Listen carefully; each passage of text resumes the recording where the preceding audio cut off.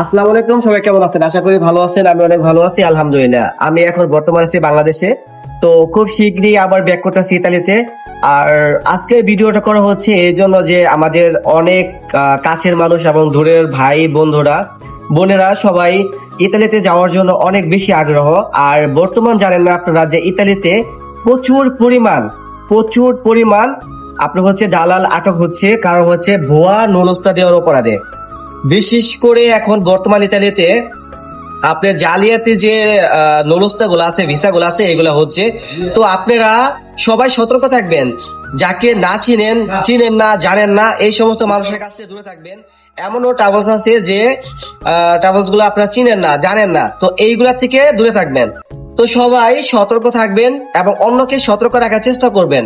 কখনোই অপরিচিত কিংবা অনলাইনের মাধ্যমে টাকা দিয়ে লেনদেন করবেন না। ভিসার বিষয়গুলা আপনারা পরিচিত যদি কেউ থাকে তার মাধ্যমে নেওয়ার চেষ্টা করবেন। তো সবাই ভালো আছেন, ভালো থাকবেন, আমার জন্য দোয়া করবেন। আসসালামু আলাইকুম।